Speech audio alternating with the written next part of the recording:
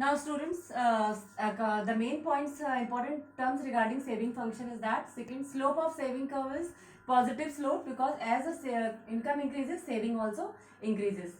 S line crosses x-axis when y is equals to 100.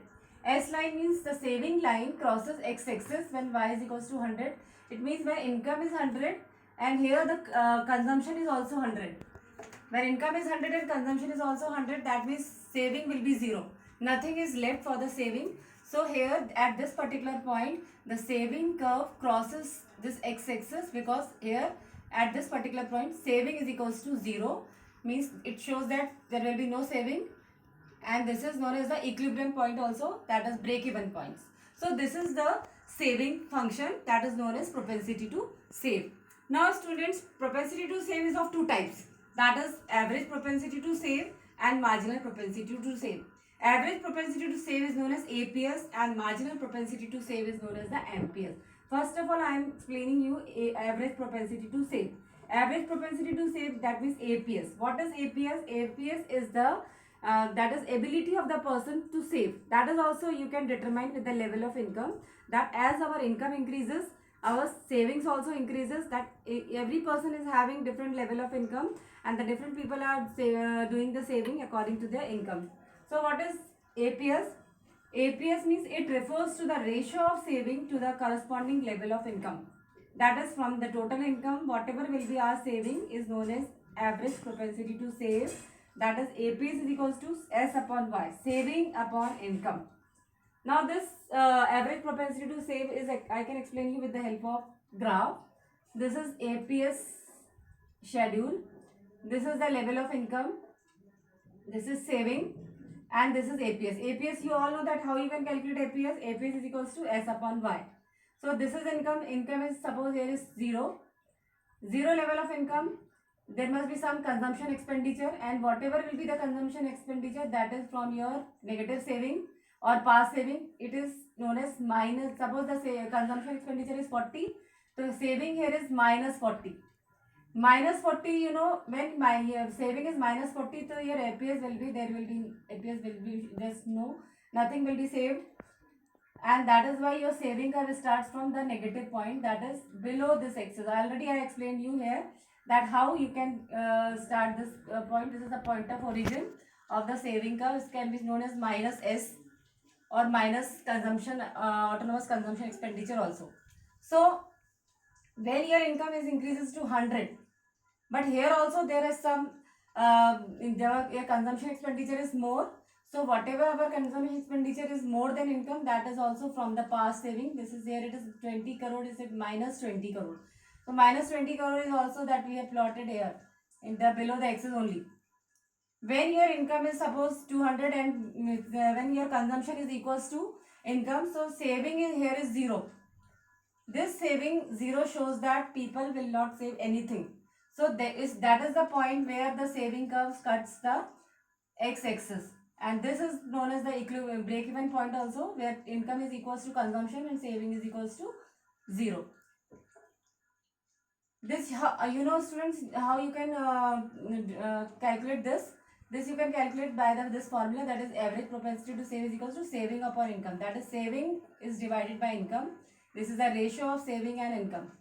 Now when your income is 300 crores and your income saving is 20 crores, so your APS will be 0.067, that is 20 crores upon 300 crores. 20 divided by 300. Now when your income increases to 400 crores and your saving is 40 crores, so 40 divided by 400, so it will be 0.10. So this is APS. This APS I am plotting here.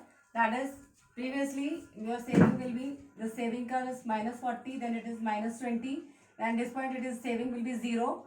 0 means it touches at the 0 level of income, it touches the x-axis. And when your income will save, when you have started saving, then the saving curve comes in the positive axis, and then it here the saving curve starts in the positive axis. This gap shows this is income and this is the saving curve. The gap shows this is people start saving. Now this is the saving curve. When the saving curve comes in the positive axis, that means the people starts doing the saving. That is above this particular point. and here the saving starts. So this is APS, that is average propensity to save, and this APS means S upon Y. S upon Y, you know that saving is how much, that is the income, and here the saving starts. So this OR is the saving and your income also increases, so this OY is your income. So that saving upon income, that is, you can calculate APS.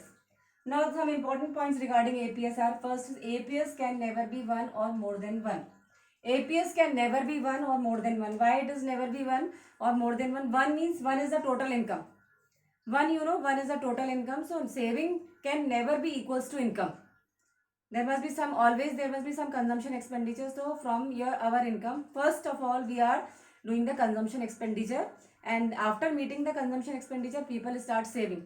So saving never becomes equals to income. That is why APS can never be one or more than one.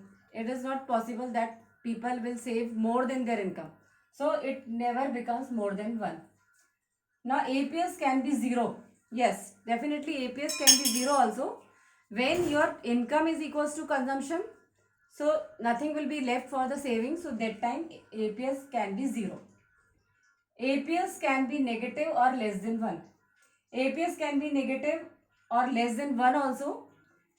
Negative means when it is negative, when the autonomous consumption expenditure is there, that time when people are not having any income, then income is zero. That time also people are doing some expenditure which is necessary for their survival, that is from the past saving or from the borrowing. This is known as autonomous consumption expenditure, and this is known as negative saving. So APS can be negative or less than 1 also. Less than 1 also means from the income, saving is all definitely always less than income. APS rises with increase in income. APS rises with increase in income is when our income increases. Just like when our income increases, our consumption expenditure increases. Similarly, with the increase in income, our savings also increases. So the propensity of the saving of the people also increases. So these are the important terms regarding APS, that APS can never be 1 or more than 1. APS can be 0. APS can be negative or less than 1. Negative कब होगा? When हम जब autonomous consumption expenditure करेंगे, APS rises with increase in income. जैसे जैसे हमारी income बढ़ेगी, हमारी सेविंग्स भी बढ़ेंगी, तो हमारी saving curve positively upward moving होती है. So this is average propensity to save. That means the ability of the different peoples, the different level of income, the ability of the persons to save, ability of the country to save from the total national income.